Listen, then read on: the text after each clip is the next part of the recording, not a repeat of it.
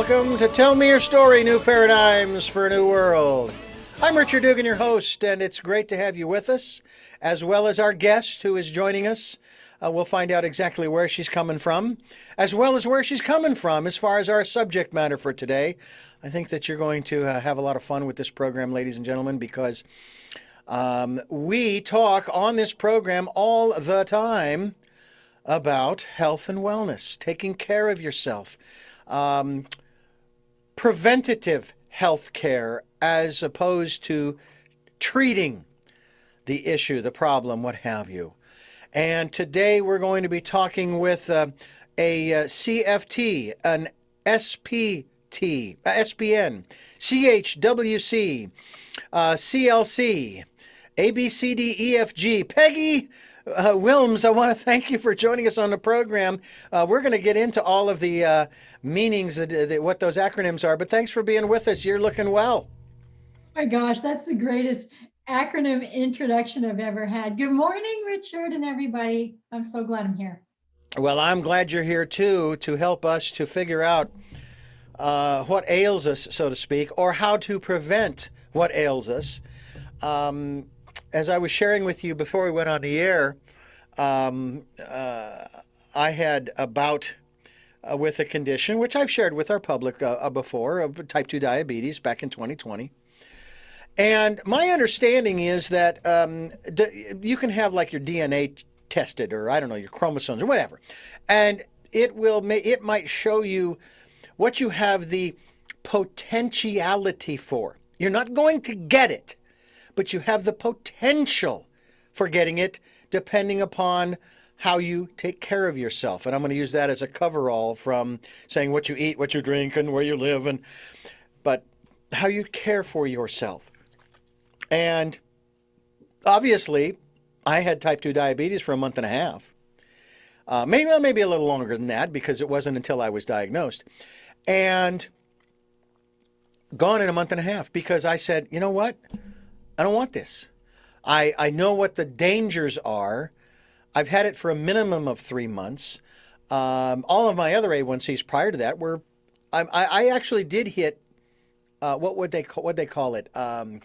Pre-diabetes several years earlier, and then brought it back down again. But it didn't click in my head. So we have the potential for heart disease and kidney problems and this and that and the other. We even have the potential for having certain organs fail on us. I actually had last July, which is interesting, July of 2020, type 2 diabetes. July of 2021, I participated in the Olympic sport of the gallbladder clean and jerk, and I got a gold. I asked the doctor, the surgeon, if she would remove my appendix, because that, could create problems. And she says, no, we don't do twofers here. Sorry. But it does seem as though there are some folks who, let's say it's in their genes, their heredity. My mother says, oh, high blood pressure. Oh, that's in the family. That's just, you have it because it's, and I'm thinking, but I don't have to. There's got to be a way to turn that around. Or any other condition, heart disease, or and the list goes on. How do you help people? Now, I understand, we've talked about this before, Peggy, how people usually won't come to you until they're ready, okay? But I'm sure that even if they think they're ready, there's still going to be a little bit of resistance, right? Yeah, they're not ready they don't know what they don't know, and they're not ready for what they came. We often come with the expectation. When my phone rings, I always say this, when my phone rings, it rings because people want me to tell them what to eat and tell them how to move. And gone is the day, back in the day when I was just doing nutrition and personal training, where people it's not enough anymore for people to walk in and to say, you're going to do 3 sets of 12 squats and, here, eat some kale and have a good day. Health and nutrition, health and wellness is much more than squats and kale. And so what I do is mostly self-discovery, because I strongly believe over the years, over 30 years I've been in this industry, I can tell you one thing, it's when you get home. The secret sauce is in their real world. The secret sauce is not in going to the gym or hiring a trainer or a nutritionist or a boot camp or even surgery. Those can get you results, but it's how did you get there? What habits got you there? What is your lifestyle? How hard do you work? Do you have 2 jobs or no jobs, 4 kids or 6? So we have to get into that person's real world. How do you deal with stress? How much do you sleep? And the more I can dissect and help them with their self-discovery to figure out how they got there, then we can figure out how they can, mold this health, wellness, and life balance into their real world. Because it is not cookie cutter. I'm so sick and tired of everybody. You can write a book, fantastic. Write a book. Dr. Phil thinks he can write weight loss books. Have a good day, whatever. So he writes a weight loss book. It sells millions and millions. And then Dr. Phil goes away. He goes back to his real job. And the books sell millions. Good for him. Fantastic. And it also helps tons of people. But what after the book? What happens after they lose their 19.9 pounds and then they start to put it back on or they go through stress? And so my point with this, long story long, is that when my phone rings, people are coming to me almost like they're going to tell me how to help them. And that's not the way it works. So we kind of peel back all this. What you said at the beginning of the show that I loved is, I always say that health and wellness needs to be proactive versus reactive. We are a very reactive society. Oh, yeah. Right. And so the other examples that you gave that I love, I will buck up to anyone who says something is hereditary. There are so many behavioral modifications that we can make. If I didn't inherit smoking from my mama, I potentially didn't have to inherit her blood pressure or her cholesterol. We all have an opportunity to take the actions that we need to change the behaviors of the food that goes in our mouth, whether we move, how we sleep, how we deal with stress and emotions. And so being proactive, there's another thing that you said about being pre-diabetic.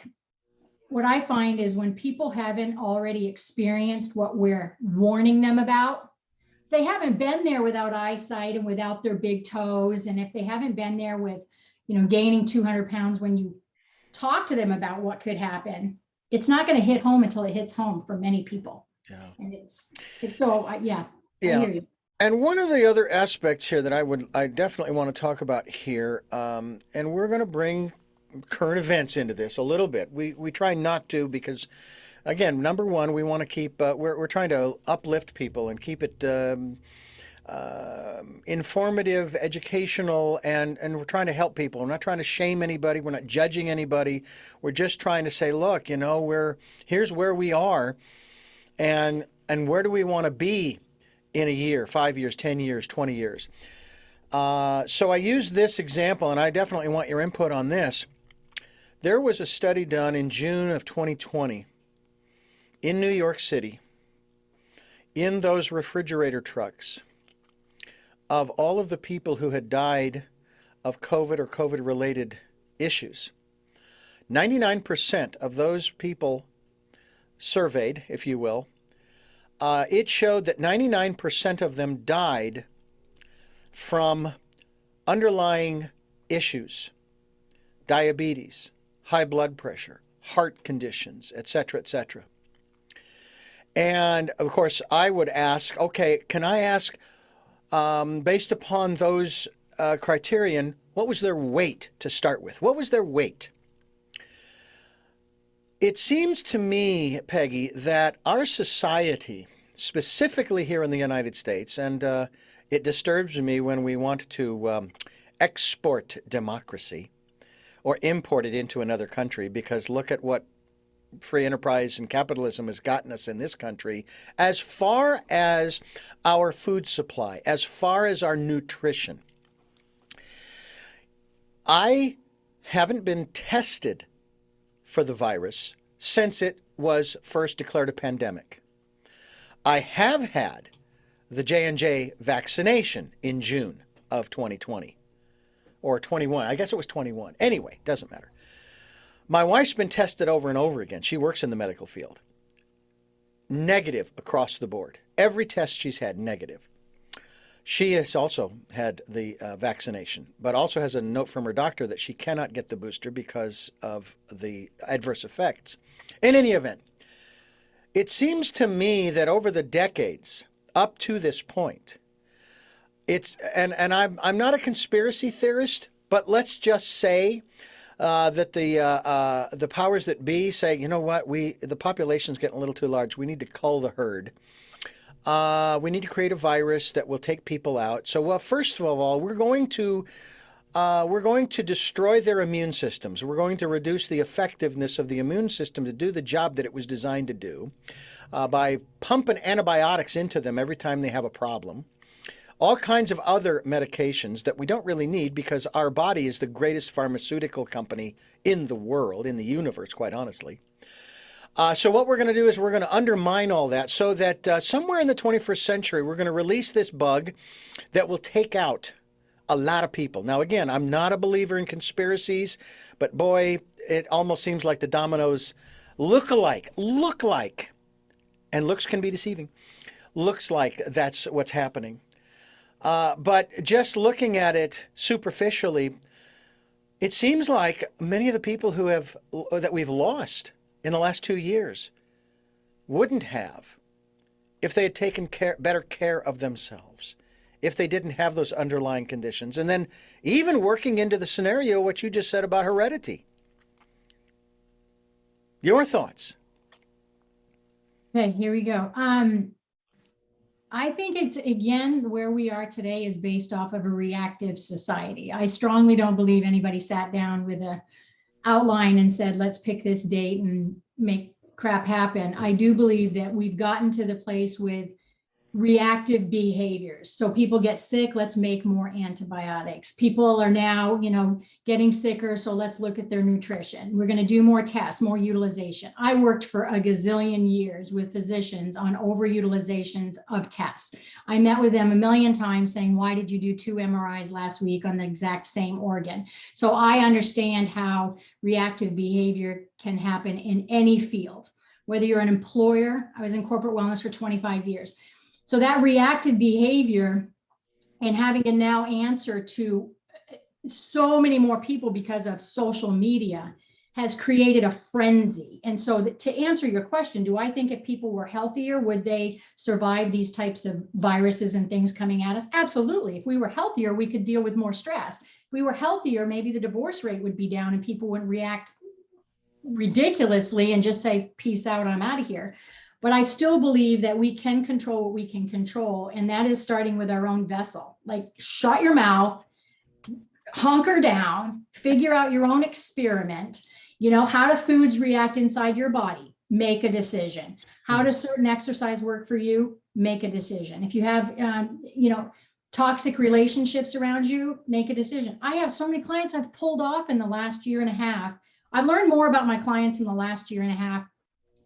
We've all learned more about each other in the last year and a half, but the mental health side of it, we all know that suicide and, mental health has increased over the years, and we're finally getting a little bit more attention to it. But in the last year and a half, I've really been able to dive into their brain on how they cope and how they see the world.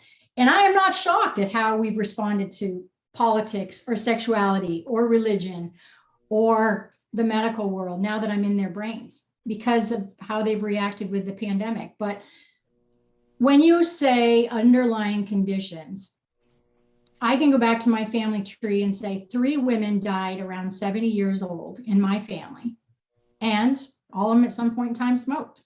Behavioral modification, okay, stroke, emphysema, heart conditions. Were they all overweight? No, not one of them.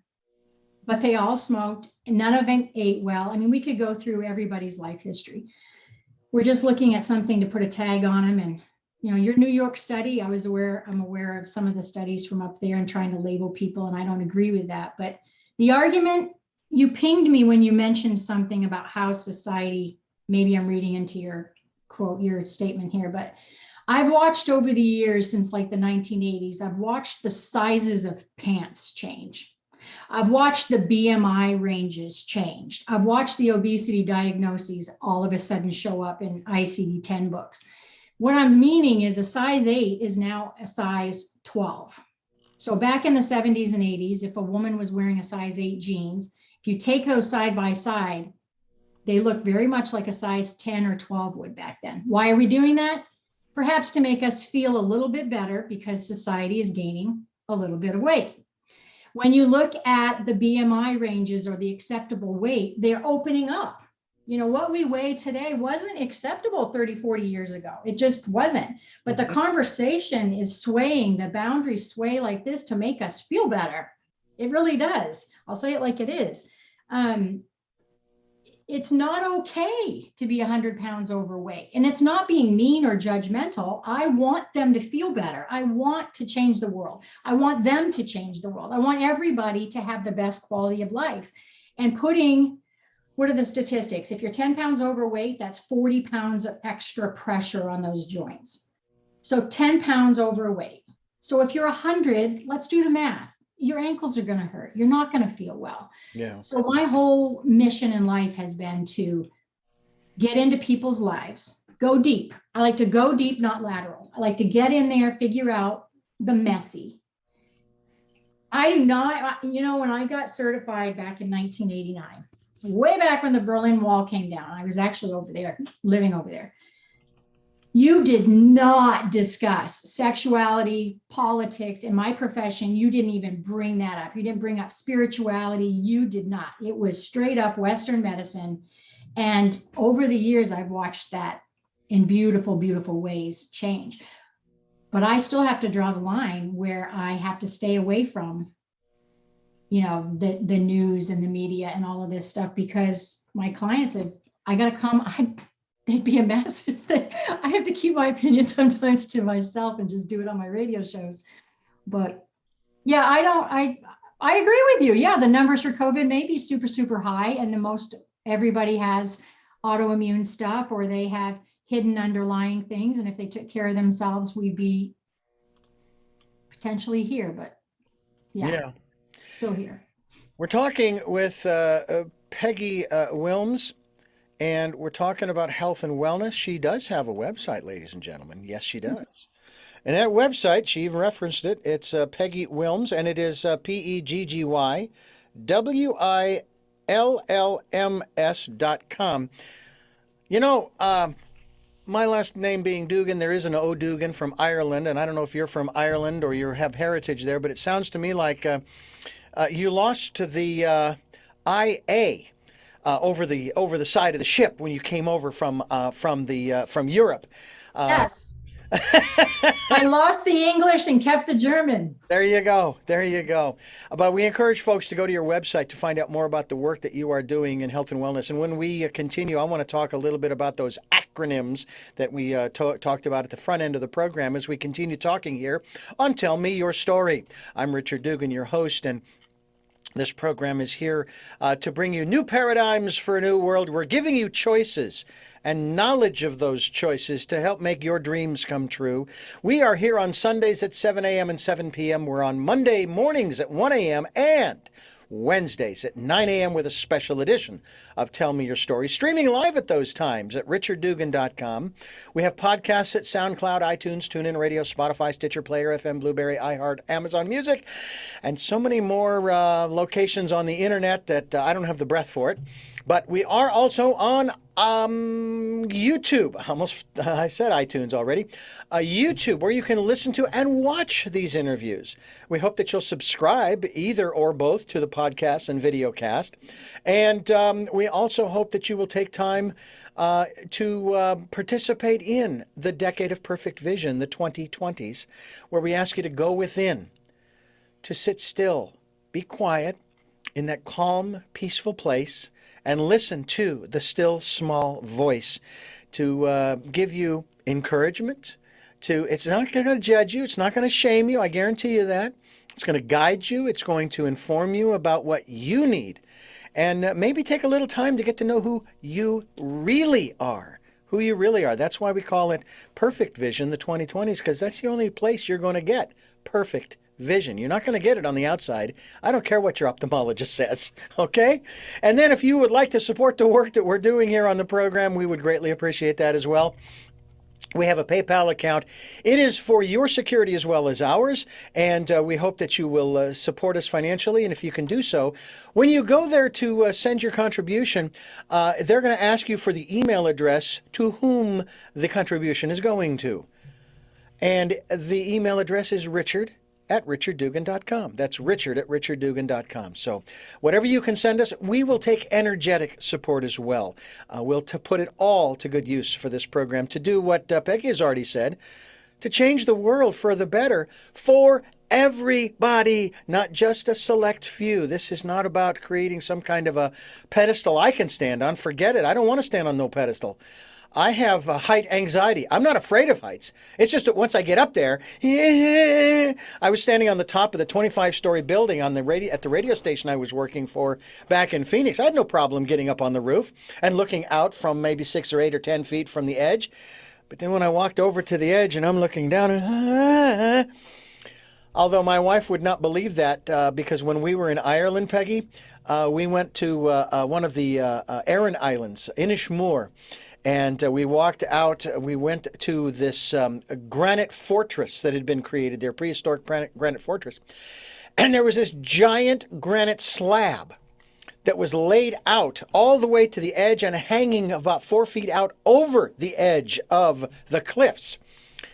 And with no fear whatsoever, I sat down on that granite stone with my feet hanging out over the ocean. And I snapped pictures.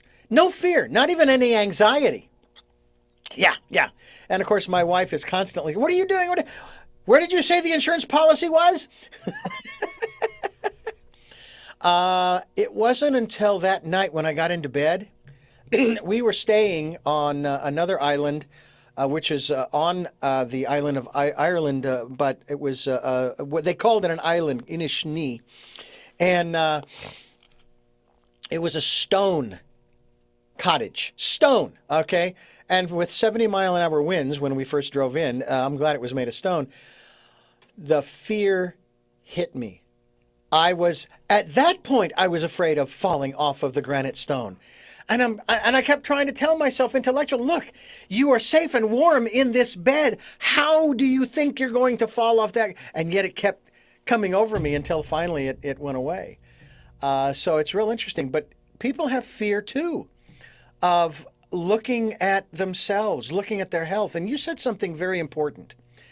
I don't know if you watch much television, but there's this one program called, I believe it's called Us. And there's this, and it's a very, very popular program. Their last season is underway right now, I believe. And there's one gal in there. She's very heavy set. And I believe she does have a beautiful, gorgeous singing voice. Yeah, I do know the show, yes. And she has a beautiful, beautiful face, but all of the weight that she's carrying. And I sit there not shaming her and not judging her, but the thought goes through my mind, just as it did when I first was introduced to Adele, who was very heavy. And I'm going, you really need to lose some weight. Not because I think you're uglier. No. But because you are doing damage to your body and you're not going to be here for very long if you don't do something, as you said, to reduce the pressure on your body. You know, I always say that we are all addicted to something. We all are an aholic of something. And so many times before somebody's vessel, their body reacts, the damage is done. The trauma is there. The self-loathing or lack of self-confidence, it has gotten their vessel to that place. That's like the outcome, the last thing that happens that we visually can see or we have a result from.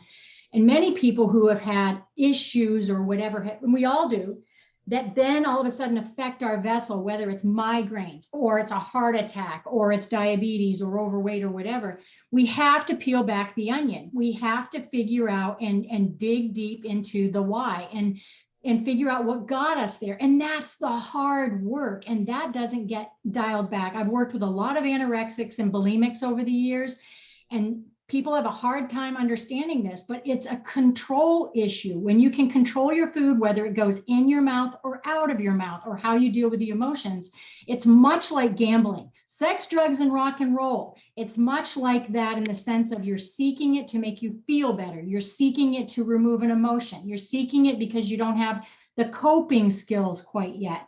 And as you can deal with your aholic or your addiction, because that's the whatever. So if somebody is a recovering alcoholic, there is a nervousness of them then moving to drugs or sex or whatever it might be. So we have to deal with that, what the dopamine reward system says.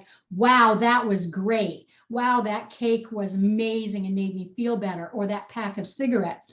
So dialing that back is the tough stuff and is a lot of work, and can be sad and can be lonely. And people come to me thinking they already have to be mostly fixed. I'm like, no, I don't want you after you think you've tried to fix things. That's just more wiring and embedding of things that might not work. Come to me when you feel embarrassed. Come to me when you are a messy mess, because then at least it's raw and we can start, right there. But when I look at what I say, Richard, is if we all closed our eyes and we couldn't see the world, what would we feel? And if we couldn't see overweight, and we couldn't see homeless, and we couldn't see somebody who didn't have a leg, and we couldn't see any of that stuff, we would feel their heart, we would feel their energy, we'd feel if they're a good person.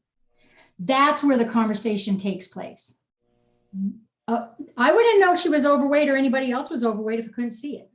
Yeah. So then you start to have the conversation of, oh my gosh, you're insecure, or oh my God, whatever it may be. Oh my gosh, you had sexual abuse when you were 5, and my eyes are closed and hers are closed. Let's talk about it.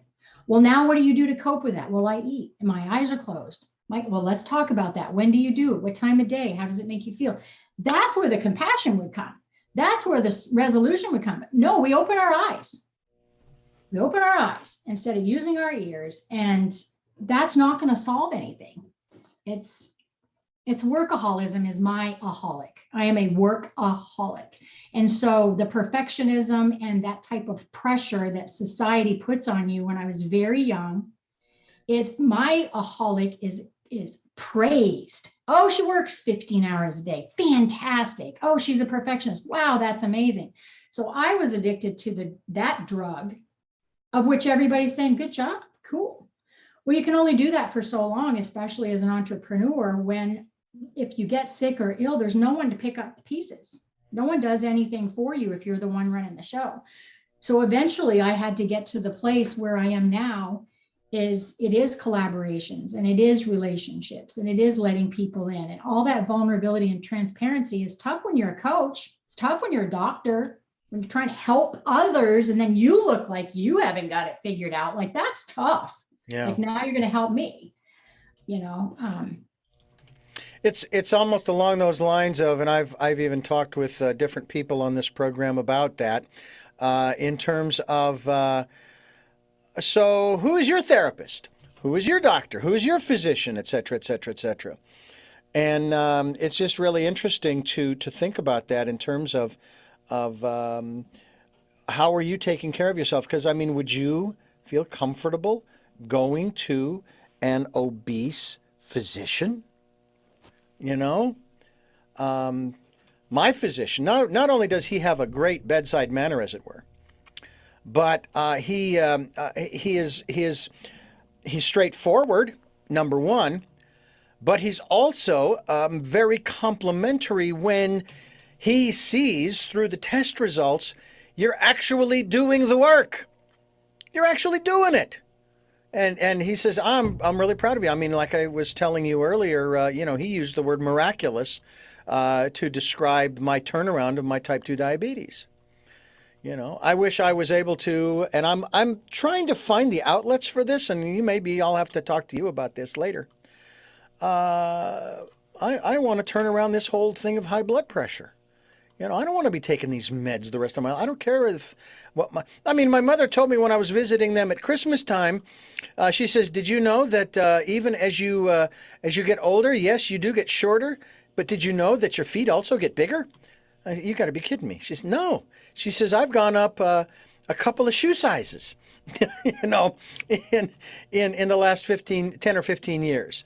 And it's just what happens. Your feet get bigger. And I don't know, maybe for some people, I suppose it would be because they're carrying more weight, but my mother's not. I mean, my mother's almost skinny as a rail, but she's always been thin. She's never been heavy. Neither has my father. So I lived, so as I was saying, working with the eating disorder, population, Mm-hmm. and I had an eating disorder for about 20 years. So I was an undereater, but I wasn't an anorexic, anorexia nervosa, where I looked in the mirror and I had body dysmorphia. And I'm like, oh my gosh, I'm chubby. I was always lean. I was always active. I ate well. I competed. I helped others. But I'll tell you right now, I stood in front, it was in 2014. I stood in front of hundreds of people who were at the University of Colorado, where I was working with the extreme weight loss TV show boot camps. I had 25 coaches I was training, transformation coaches, fitness coaches, where we were helping everyday normal people for a full year. We would follow. We had 9 boot camps. We followed each of the 33 people of the 9 groups, so hundreds of people. I stood in front of them. All of them, almost all of them overweight. 98% of them, they're overweight. Some were close, need to lose 10 or 20 pounds, but most of them, my largest client was 547 pounds. Okay.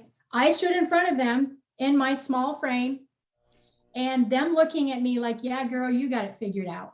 And as I paced back and forth, I said, this is it. I'm going transparent. And I got bubbled up and I got ticked off. And one gal literally said to me, well, if I look like you, I wouldn't be sitting here. And it bubbled me up.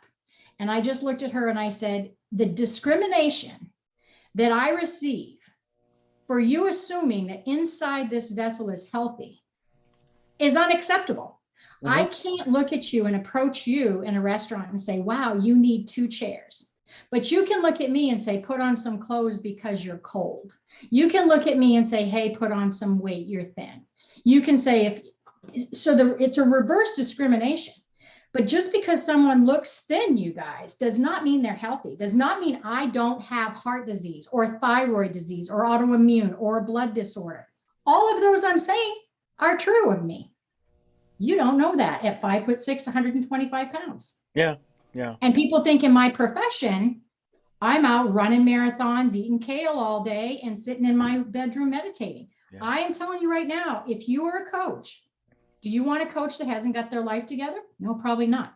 But you want one who's worked through it, who understands you. Do you want a physician that's 547 pounds? No, you do not.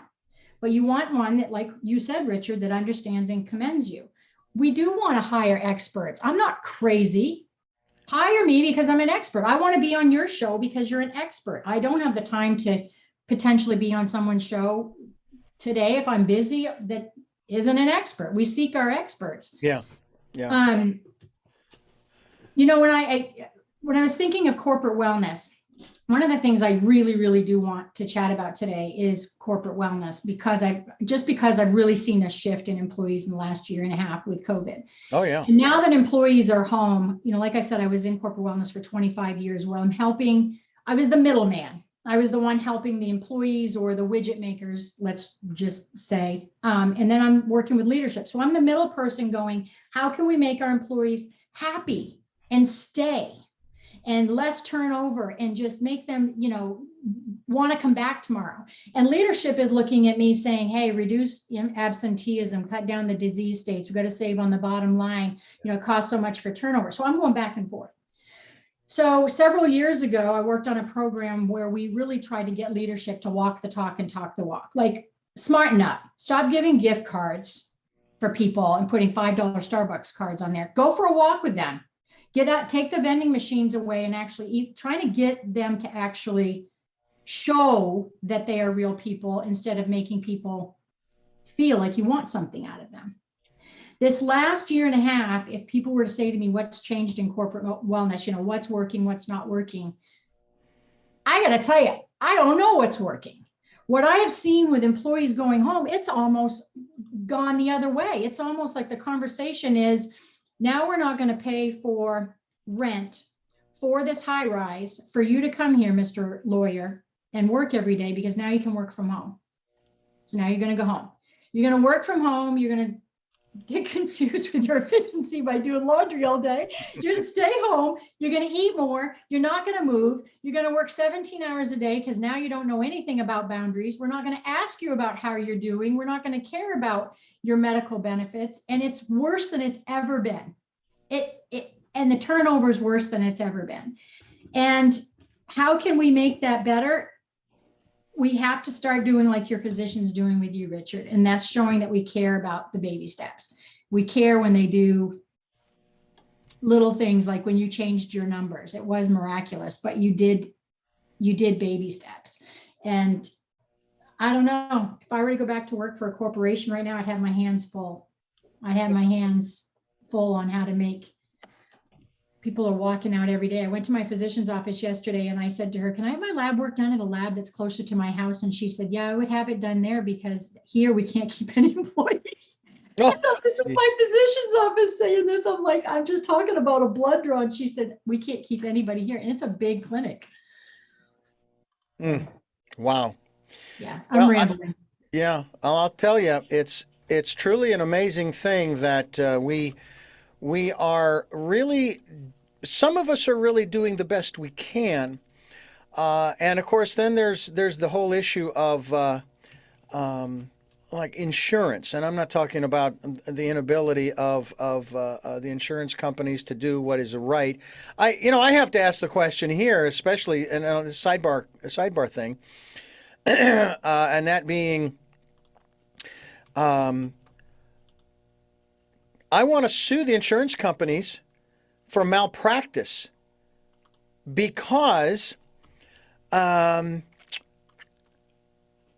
not doctors. And they are actually prescribing a course of treatment or what have you, or they're denying a prescription or course of treatment. And it's like, well, wait a minute. There's something called malpractice, if I'm not mistaken. You can't do that. You cannot tell me, my physician says that I need this. Are you a doctor? You're not. Now, I don't care if you have doctors on staff. They're not my physician. I'm an individual. I am not the same as you, and you're not the same as me. Would you want me to be diagnosing you? I guarantee you, you wouldn't. You know, the last thing you want is for me to tell you, how you should take care of yourself and what you should be eating, drinking, what medications and so forth. That's my big bugaboo with the insurance companies, is that they tell the doctors what to do instead of the other way around. And I recognize the whole issue of fraud and that and this, that, and the other thing, and hypochondriacs and blah, blah, blah, blah. But that's a whole nother story. I want to get into that conversation about the corporate wellness, corporate health. But before we do that, I want to remind our listeners that you are listening to Tell Me Your Story. I'm Richard Dugan. I'm here with Peggy Willms, PeggyWillms.com. And by the way, Peggy, we are going to be linked to your website so people can find out more about the work that you are doing. But I want to find out, before we go into corporate wellness, I want to come back to something that I sort of kind of in a way sidestepped a little bit. I want to talk about the acronyms. So I'm going to rattle them off one at a time here. You just give us the basics They're really simple. And what that means. CFT. Certified fitness trainer.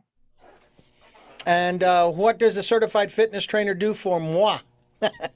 I really, everything. Well, I shouldn't say everything, obviously, I wouldn't have other acronyms, but certified fitness trainer. So I've been a fitness trainer, a personal trainer, a movement trainer since 1989. I've kept my certifications up over the years through various, organizations. And so mostly that was coming from the personal training, physical training aspect. Of course, there's nutrition involved in there too, and then the SPN is sports performance nutritionist. So sports performance specificity. So depending on kind of what sport, our nutrition changes. So that is sports performance nutrition. And then I'm a certified health coach, certified wellness coach, certified life coach. And yes, there is a difference if anyone would like to call me and talk about it. And is everybody a coach out there today? Yes, apparently they are. That's what I loved about 2020 March and the media. I want to know, I want to see the credentials that prove that you, Mr. Anchorman or woman, are an epidemiologist. It was absolutely amazing. It is 2 years into this thing, and I don't have my credentials as an epidemiologist. Okay, I just don't, and I don't really want it. I would rather have my what do you call it? My PhD in eclectic studies, because that's what this program provides me with, eclectic studies. It's been fascinating, but I always find that interesting how people all of a sudden they just, oh, we know it all now. And it's like, ah, you don't know anything. You don't even have a clue. I remember back in the day, so I graduated, let's just date ourselves here, early 84. And it was just coming kind of into the concept again of acronyms after your name matter, Peggy. You got to get to college and get your bachelor's degree. I mean, it was just kind of coming back in. Prior to that, when I was a teenager and, working and lifeguard and all that stuff, it was like, work matters, get your feet out there, get dirty, and the years matter, work experience matters. So as I came into the college piece of it, and acronyms after your name mattered, it seems like every 10 years it kind of switches based off of who cares, I don't know. But now that I'm 30 years later, I can sit before you confidently and say, if you stay within an industry any amount of years, parenting for crying out loud, you're good at something. You got some good experience somewhere, and you've probably been involved with a lot of people. And that's where I'm extremely confident in what I do. I've been exposed to a lot of people, a lot of behavioral management, a lot of studies, and I am extremely confident in being able to coach all things. And that's why my business is All Things Wellness. I feel like I'm the All Things Wellness coach. My framework, my trademarked All Things Wellness wheel is all things, because it's not just mindset and nutrition and exercise. It is creativity, it is lifestyle, it is spirit, it is organization and relationships and coping skills. And it's a lot to balance. And that's why we're a mess today, because we don't realize that we only have 168 hours a week. What do we do with it? It's all those areas. Wait a minute, 168 hours? That's right, my love. What do you do down more? That's all you have. Holy mackerel. I have a document I have people fill out, and I have all the different columns of the categories that they spend their time in. And so for a week, and it's excruciating to keep track of where you spend their time, because people don't want to do it. And the majority of them want to lie to me. They're embarrassed to say they, do Candy Crush 20 hours a week. But I'm like, then don't come to me and tell me that you want to lose 50 pounds and you're going to work out 5 days a week and you're going to cut your carrots on Sunday. Don't come to me and tell me that if you're not going to tell me if you have the hours to do it, because you're just going to upset yourself. You're not going to hit the goals. Yeah. So we build in what's reasonable, but 25, I would say 30-ish hours is the average amount of hours my clients watch TV when they come to me. Wow. It's interesting, the parallels to that. Number one is Gordon Ramsay and Kitchen Nightmares. And the restaurant calls him and says, we need help. We've got problems, blah, blah, blah. He comes in, he does an evaluation, and he starts telling them, here's what you need to do to make your restaurant successful. And he gets resistance. Of course, that's what makes the show. Like you would not believe. It's just absolutely amazing. Then there's another program on demand, I think it's on Hulu, My 600-Pound Life. And these people are going to this specific physician to go through, I don't know if it's gastric bypass or whatever the surgery is. However, before they even get to that point, they have to lose X number of pounds based upon how much they weigh right now because the surgery wouldn't be safe for them if they did it right then and there. And so, all right, we're going to give you a month or 2 months or whatever the time period is. And they'll come in. And of course, they're being videoed, obviously, at home as well. And they're not following the diet. They're eating the chips and they're eating the fried chicken and they're eating the this and the that and the other. And then they come back in and they're all upset because the doctor says, you're not in a position to where you can have the surgery yet and I'm going to give you one more chance. I'm going to give you another month and you're going to have to lose X number of pounds. And if you don't, then we're going to have to cut ties because you're obviously not really willing to do this. Right. It seems as though there is a psychological element to all of this, which I would also like to talk about. But we're going to continue here in just a moment, talking with Peggy Willms about health and wellness and her website and the work that she does here on Tell Me Your Story. I'm Richard Dugan, your host, and I want to jump Peggy into, because I do want to get to that whole issue of the willpower. Okay, my wife and I got into a conversation about that when we were watching the commercials for the various type 2 diabetes medications. But before we go there, I want to talk about this whole issue of, is it health or wellness, corporate health and or wellness? First of all, define that for us. What do you mean by that? The difference of health and wellness or corporate, the Yeah, the term, corporate aspect. The corporate aspect. yeah. I don't really know the year it was coined. I want to still say it was the 70s or 80s when it really started to be, oh, we're going to go into the corporation and we're going to try to make them healthy and well. Mhm. And, it was really driven by finances. And there was I'm pre-HIPAA days, right? So I was back before it was crossing the line to know about anybody's diabetes at work. I mean, it was that you couldn't, whoa. And then HIPAA came along and now we really can't discuss certain things. But corporations really were looking at the bottom line. They're like, oh my gosh, we have a revolving door here and they're not staying. And why aren't they staying? And it was, the majority of the companies, it's a little bit of trickery, I'm just going to say. My heart in the 20s, my 20s, when I started doing corporate wellness, my heart went into corporations when I went in to help them was I am so excited to make these guys come to work and show them how to eat healthier. I don't know if you guys will remember lunch and learns, and we're going to bring in speakers and we're going to talk about these healthy subjects and we're going to get rid of these yucky vending machines. But sincerely from my heart, it amped up with let's talk about stress and all of those things. Quickly, as the inside scoop, once I became on staff, it is a little bit of a quandary with leadership and the employees. The messaging coming across in leadership meetings often is, we are in the red. Where is the red coming from? Our employees, are they sick? Have they had a lot of surgeries? They're looking at the insurance dollars and saying, where's the utilization? Is it on diabetes? Is it on surgeries? Is it on whatever? And so they're wanting to change those disease states so that they don't spend as much money on the patient through their insurance, and they're not out sick, and they're not using their vacation and sick leave. And so leadership then comes together with their corporate wellness coordinator and director and HR and says, how can we do this? How can we make it better? Well, let's do a survey and see what employees want. Well, what do they want? They want you to tell them you're doing a good job. Thanks for showing up. You're doing a good job, and I'm going to pay you for the great job that you do. And you're a lovely person.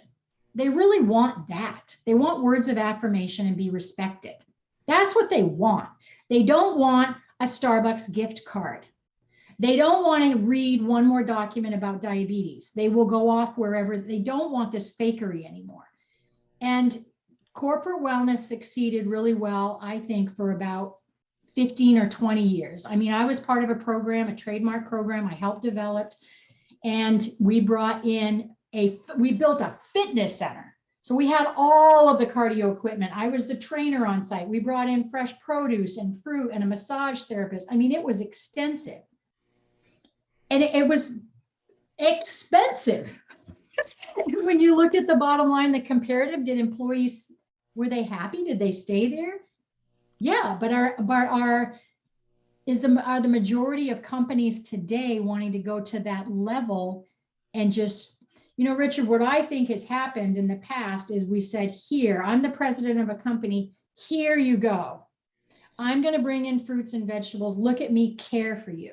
They want to see you, Mr. President, come sit in there and have an orange with them. They want to see you go for the walk that you told them they had to just go for. Because otherwise, they're not buying what you're selling. It's not corporate wellness. It's employee, please get healthier wellness. And and I don't know what the packages are now. I left corporate wellness and I left corporations in 2016 to start my own business. So I can't tell you what's out and about right now, to be honest. I can't tell you what they're sincerely doing to make employees healthy, wealthy, and wise. Could be more of the same. Anybody's welcome to email me. That would be lovely. Let me know. Absolutely. I have no interest in going back to that environment because I left with a little bit of a filthy taste in my mouth. I left tired from corporate America. I left discouraged. I didn't want to I didn't want to be dampened down one more time on my creativity. I was sick of policies and procedures. I was sick of being told what to do when I cared about the employee first. And I said, screw it, I'm going to do it on my own. And I'll go down with the ship doing it. But I sincerely care about the people. And I know you're this way too, Richard. When we help people, they help people who help people who help people. What's that called? I mean, that's multiplicity on overload. Sincerely come from your heart. I wake up every day, I lay in bed, I do my belly breathing, my gratitude, and my intentions for the day. And I never leave my bed until I say, help others, help others, help others. I mean, I scream that in my head. And that's the type of wellness that I want to be a part of, not something that the CEO is trying to sell to me. I'm going to get a lot of hate mail from this show, Richard. Well, You're making me say bad things. I'll tell you what. I'll just forward it on to you. No, please. I'm used to it after all these years. Trust me, I can handle it. Well, I'll tell you, I think that one of the biggest problems that we have, and of course, when I was thinking of the whole corporate wellness, I was thinking in terms of not so much business as much as a nation. Collectively, we are the corporation, or let's do corporate wellness. You and me and everybody else in our family, city, state, nation, and hopefully the world. But everybody else around the world has their own processes. But I just find it so fascinating from the standpoint that you talk about getting the hate mail, and it's like, well, wait a minute. Why can't we have this conversation? Why can't we talk about this? This is too important. And I guess the other aspect of it too is certain companies, I'll use that term, they may be corporations as well, but there are certain companies that I find it fascinating that they know good and well, it's been proven by memos and this and that and the other thing over the years that, for example, the cigarette manufacturers have known from probably the very beginning that their product was killing their customers. They did the tests, they did the studies before they sold the products. But they didn't care because here's the problem. That, well, yes, it is the money, but they know the money will keep coming in even if their customers die because we keep having more kids. We keep having more offspring. The population is fast approaching 8 billion if it isn't already there. And of course, I put out the question, how many do we need? I mean, come on, how many do we really need? But from the business standpoint, oh, we need more. We need even more. We need 9, 10, 11, 12, 13, 14, 15 billion people because we need to keep making more and more and more. And it doesn't matter if our customers die because there are new customers on the way. But you bring up a really super good point because if health and wellness is about in life, so that's why life coaching is different than health and wellness. Mm-hmm. Health, you kind of look at the whole medical aspect of it. What is your blood test? Do you go get your teeth cleaned? What are you doing at the doctor every year? Have you had your pap smear? Health. Wellness is that whole wellness, well-being type aspect of kind of bringing in do you feel well? Do you feel happy? Do you feel the lifestyle piece of it is way bigger than that. I mean, it's not only the balance of the health and the wellness, but it's like, what are you doing on Friday night? Who are you hanging out with? I'm getting back to the cigarettes. Learned behavior is a big deal. And especially when you look at cultural, ethnicity, financially, how you grew up, it doesn't matter. Cigarettes. If your parents smoked and your grandparents smoked and you live there and you never leave the house or the trailer park or the mansion, wherever you grew up and everyone smokes, you are more likely to be a smoker. If everybody eats Fruit Loops for breakfast with a big glass of orange juice, you're more likely to raise your kids doing that. And that is what corporates know. Once they get a customer, the odds of staying within that family tree is pretty high because as families, we stay connected in some fashion. Learn behavior is often why we're right where we are at 50 years old. So they know that. Cigarette companies know that. The sugar, don't get me started on the sugar industry. Stop me right now. Stop me right now. Yeah, I hear you. I hear you. I hear you. But as I do bring, I do apologize if I was getting so specific with the corporate wellness, as that is, I've been in insurance companies and military and oil and gas industries, companies I've worked for. The biggest corporation I ever had was state and national parks. I had over 100 state and national parks at the same time. So I've worked throughout all these organizations, but I wasn't thinking specifically as the big corporates. I was coming from kind of my experience of the wellness standpoint, but in the bottom line, but you're 100%, you're 100% right. They've got stuff figured out. And I'm more nervous for corporations right now, for our country right now, because of the people that are working at home. If you ask me right now, what's my biggest concern in the next year? I love on one hand that we're bringing in quality of life. We're bringing in, oh, go for a walk with your kids and look, you get to be home. I love that. We're talking to our husbands more. We're maybe planting flowers. Makes me so happy. Somebody might want to work 32 hours a week. But I'm very worried that we're not getting outside of our house. I mean, I'm worried about, is there some sort of abuse going on? I'm worried about, is someone gained 75 pounds and their mother can't see it because they're, so that what it's doing to maybe introverts or even extroverts, I'm an extreme extrovert. So I'm nervous about these corporations in the next year and a half, as they just get rid of employees like this. Yeah. Yeah. Because it's cheaper than to pay their benefits. It's cheaper to have the turnover. They just throw a computer at them, go home, here's your camera, read this manual, talk to people over the phone, have a good day. We'll maybe see who you called today. Oh, you can't come in tomorrow. Well, so I'm more nervous about that. Well, but at the same time, the workplace has changed. Certainly, people are working from home because now they know they can, and so they will. They are. But at the same time, and this happened in 2008 during that big collapse. Oh yeah. And I don't even get me started on the whole economic aspect of it. I just, it was the most unfair situation. I couldn't believe it. It's like, wait a minute. What do you mean you're going to bail them out? That's not how capitalism works. If you make a mistake and it costs you your company, you're done. Nobody there to bail you out. I have been through so many financial challenges in my life. I never turned to my family or my parents to bail me out. Now have I had other people in my network and situation in my network in my community who have been there to support me? Right. Term? Okay. Right. Yes, I have. But there is no one there who's going to save me. There's no net. So why was there a net for these major corporations too big to fail? Please. But anyway, I'm sorry. Okay. But here's the thing.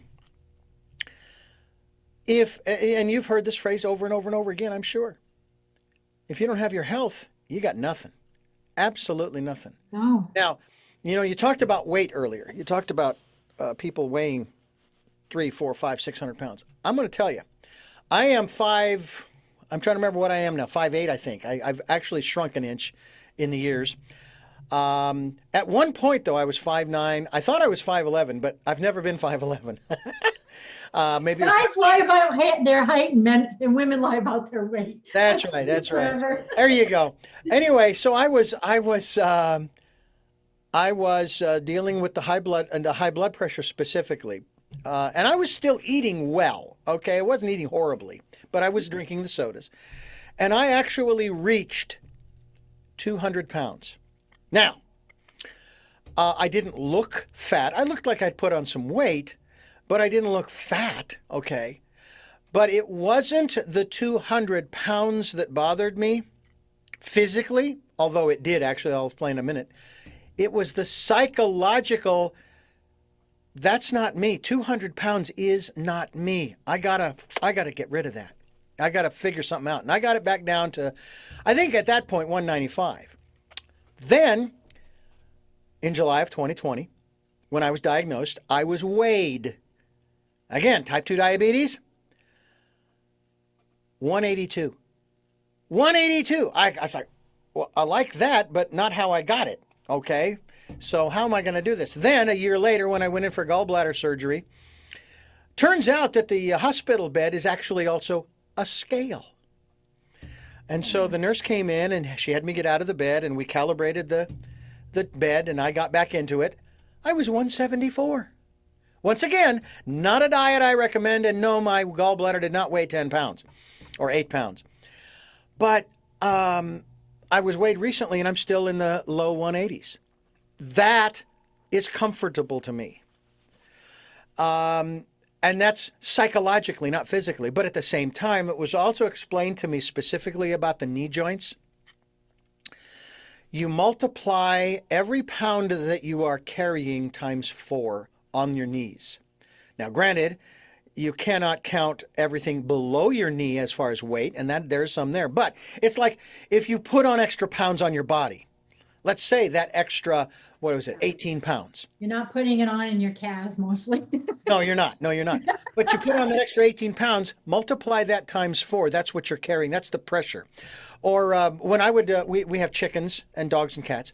When I would buy a 50-pound bag of chicken feed, I'd put it up on my shoulder. I did not know that the pressure on my knees was now at 200 extra pounds. That's right.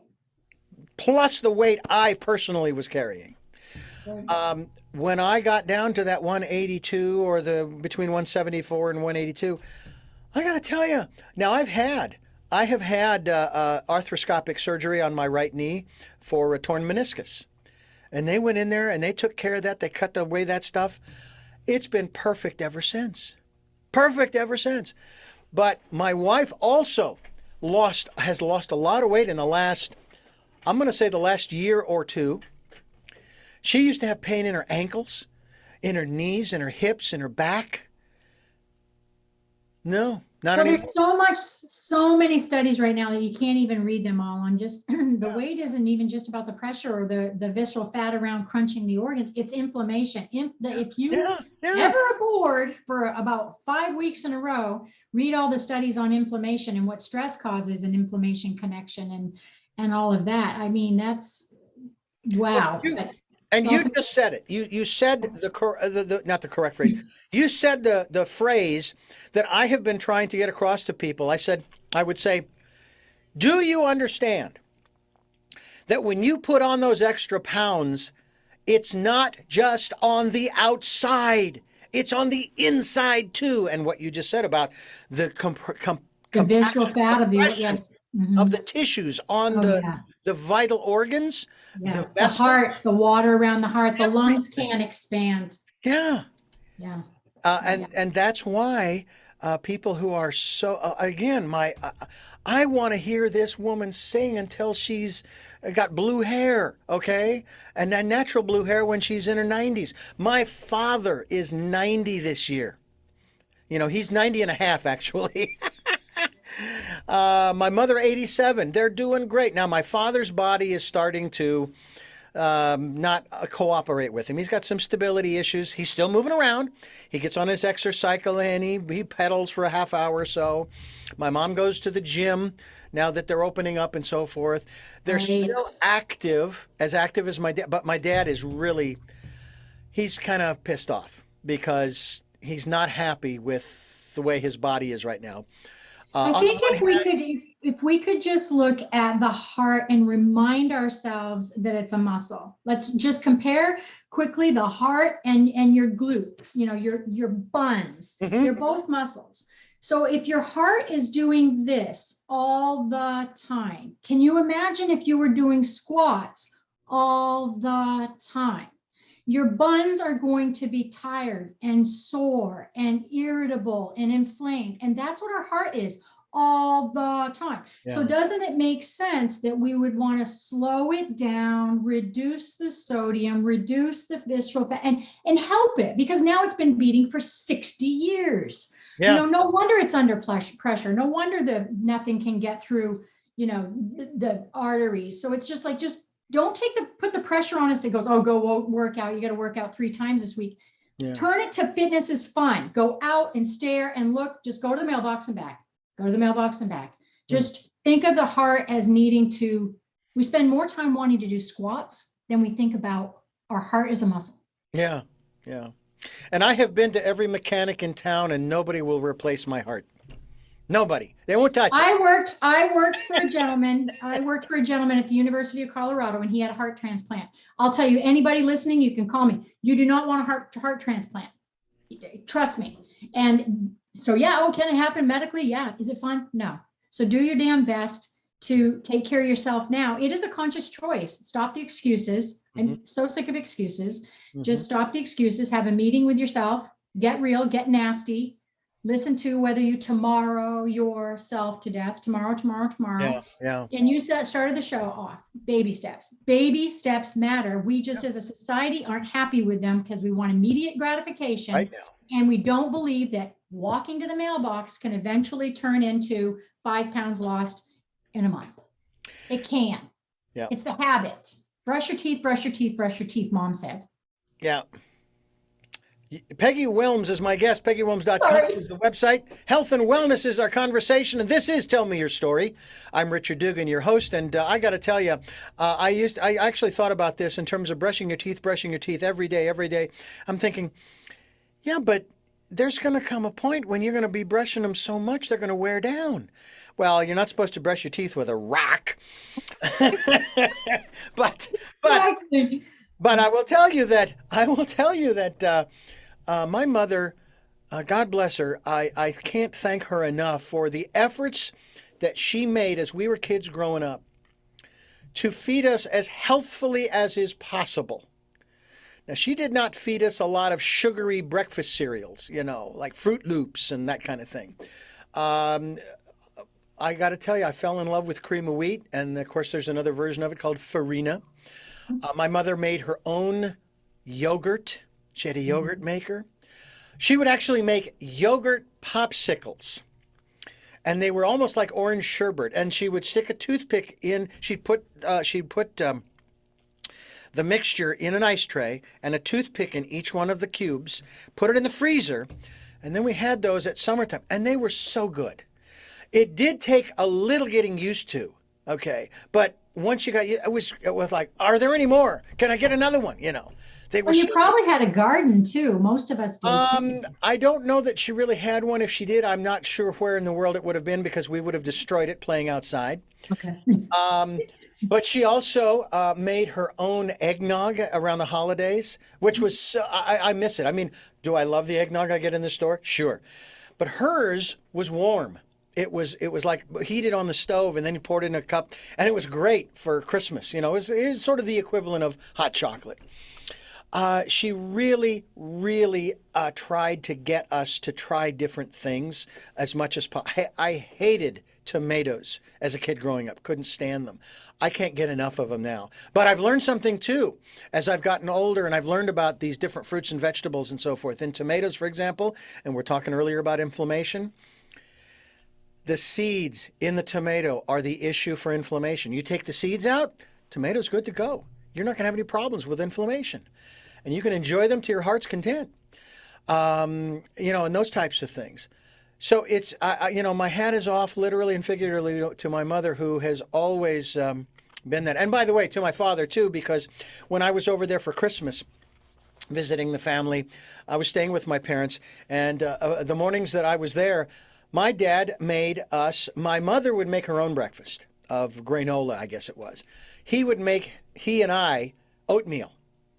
And he loves oatmeal, and so do I. As a matter of fact, there was a time when I'd had my mornings open here in the Santa Barbara area.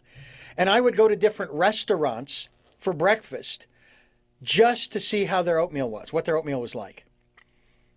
And I can't pick one, but I like oatmeal. I like cream of wheat. My wife and I will have bacon and eggs. To heck with what people say. Now, my wife, she doesn't care for the whites. So if we have fried eggs, and if I'm cooking, I'll cut away the white. I'll give it to the dog, and she'll just have the yolk. We'll have bacon, maybe just a strip or two. Whatever we don't eat, we give to the dog. Greens and other scraps, we'll give to the chickens because we'll get that back in the eggs. Nothing goes to waste in that regard, but it's like it's not that hard to eat well. The old saying too, Peggy. Shop when you're going to the grocery store. Shop at the ends of the store, not in the middle. That's where all the processed foods are. Yeah, Go around. Now, that's in your conventional stores. Now, we have a Bristol Farms, we have a Whole Foods, we have a Sprouts, we have Trader Joe's. I would have to say that probably most everything in those stores, and I would consider them sort of a specialty grocery store, most of the stuff there is probably going to be okay. It's not going to be the level of process that you would find in a Safeway or a Smith's or whatever your chain grocery store is. But it goes back to that old saying from that old oil commercial. You can pay me now or you can pay me later. And that's No, the doctor. that's the truth. That's the insurance company. That's the pharmaceutical company saying that. You can pay me now or you can pay me later. Well, and that's the way I feel about health and wellness. You can either take care of me now, take care of myself now, or take care of yourself later. We don't get a free ticket of abusing ourselves forever. Very few people can do whatever the heck they want to their vessel and just close their eyes at 90 and go to sleep and go, well, that was a great ride. Yeah. You either do it, as soon as you can, or, and things will bubble up that aren't even in your family tree. My mom just died of MS at 70. There is no MS anywhere to be found in our family. Yeah. And but I'll tell you, whether it was inflammation, whether it was an environmental issue, she worked in a ceramic laser company that makes the boards for computers. Who's to say whatever, but anything we're exposed to, it's a choice. The Nike commercial, just do it. It's a choice that you have. You got to get outside your comfort zone. You got to rewire a lot of this stuff.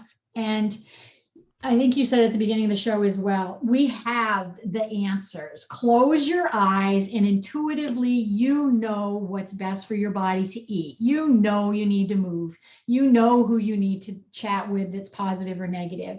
And I always say, have a meeting with yourself and you'll show up.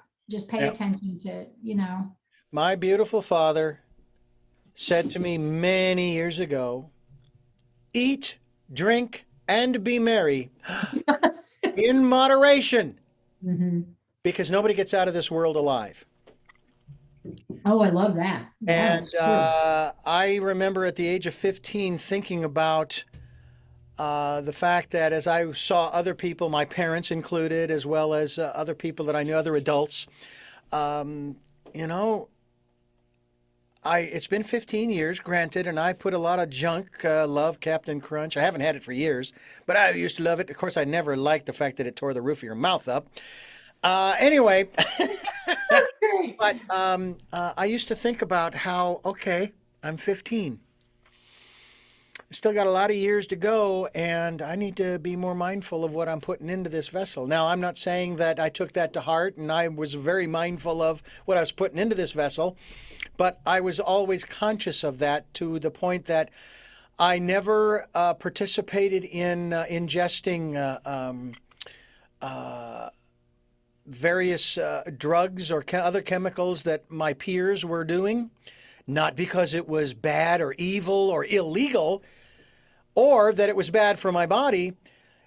I just wasn't interested. It just didn't interest me. Have I tried anything since? Yeah, once, actually twice. Yes, I did inhale both times. That was when I was in my 30s. All right? I did inhale, ladies and gentlemen. I have actually used gummy bears, the CBD kind of things, THC and CBD. And I kind of I like that because I can still maintain control with, whereas a lot of people who and my peers used to love to go out and just get wasted. Even today, there are people who just like to get absolutely blotto. Right. I can't do that. I do not want to lose control. Right. I don't want to lose my next day because I can't get out of bed. There's that too. There's too much I want to do.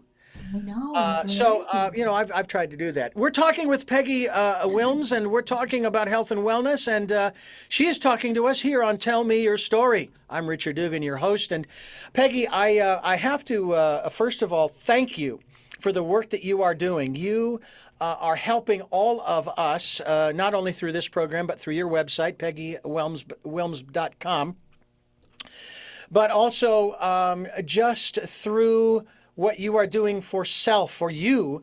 And yes, you did give us that sort of laundry list of the issues your body is dealing with.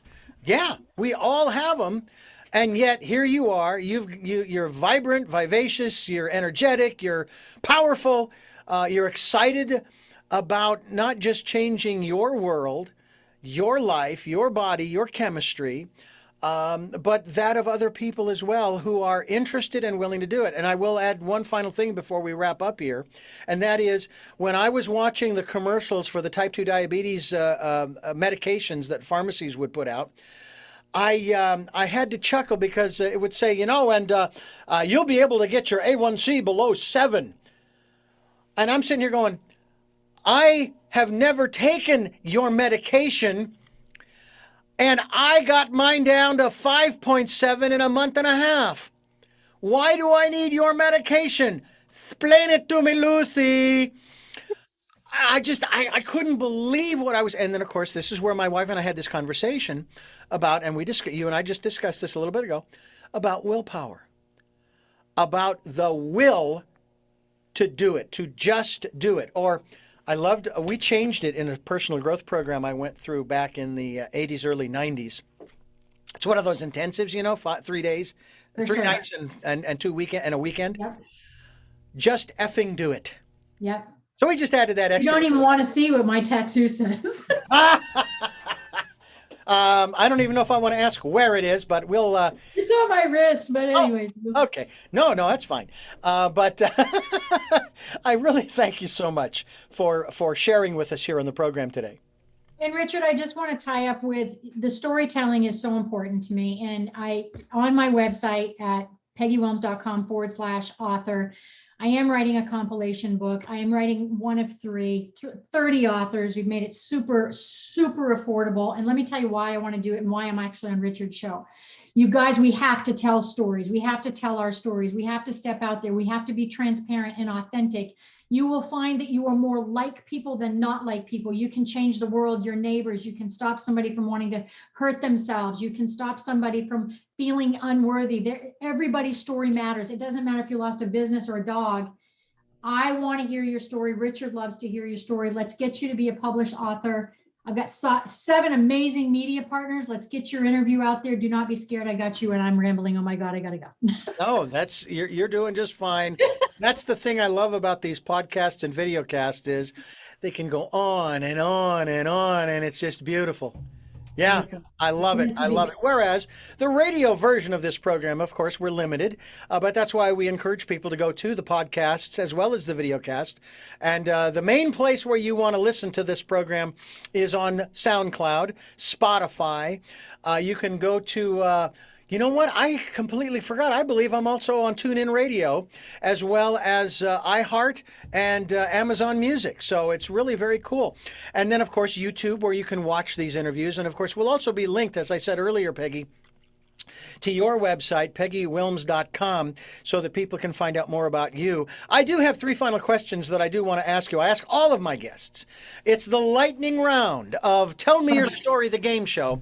And we'll be asking that question, so get ready to write down your answers, and we'll see how much money, or maybe it'll be a brand new car. No, I don't know about that. I'm not giving up my truck. I'm sorry. But before we do that, I want to let you know that you're listening to Tell Me Your Story. New Paradigms for a New World, Sundays at 7 a.m. and 7 p.m., Mondays at 1 a.m., and Wednesdays at 9 a.m. Streaming live at those times, as I've already mentioned, about SoundCloud, iTunes, Spotify, Stitcher, TuneIn Radio, Amazon Music, iHeartRadio, and the videocast on YouTube. And also participate in the Decade of Perfect Vision, where we ask you to go within and listen to that still small voice. Get the encouragement, get the support right there. And then also, on the outside of your world, start building your network. Start building your support system in your community. And you can start with Peggy. You've already started with Peggy with this program. Go to her website and participate with her. Tell her your story. And then, of course, we also hope that you'll help to support us financially by going through PayPal. With any amount, we greatly appreciate whatever you can do, and it's there for your security as well as ours. And with that, we move on to the lightning round of Tell Me Your Story. And the first of those 3 questions, who is Peggy Willms? Ooh. Peggy Willms is passionate. She is powerful. She is dynamic. And every time she leaves the room, somebody wants a piece of that. And it is all about energy, sincere energy. That's it. That's simple. What is it that you hope to or want to achieve through the work that you are doing now? I want to leave a legacy where when I'm 80 years old and I'm sitting on my porch swing and I'm talking to my grandchildren, I have literally no result, just absolutely no regrets. I've tried everything I wanted to. I've touched as many lives as possible. And so my legacy is literally to leave the world in a better place where I don't care if I get any fan mail and someone says I made a difference. I know that they made a difference in other people's lives. Does that make sense? Kind of ish. And This is fast. This is not rehearsed, you guys. Okay. Ready, set, go. finally, what is your life's purpose? Okay. My life's purpose is I want to get up every single day and make it a better day than yesterday was, but with no judgment. So my purpose is to continue to grow, get outside my comfort zone, push myself, learn a lot about myself. And right now, the next several decades is all about collaborations, relationships, and community. That's my purpose. Well, Peggy, I want to thank you so much. How did I do, Richard? Well, you're doing great. And I thank you again for joining us. And I thank you for listening to and watching Tell Me Your Story, New Paradigms for a New World, as we give you choices and knowledge of those choices to help make your dreams come true. And until our next broadcast, podcast, videocast, love to law.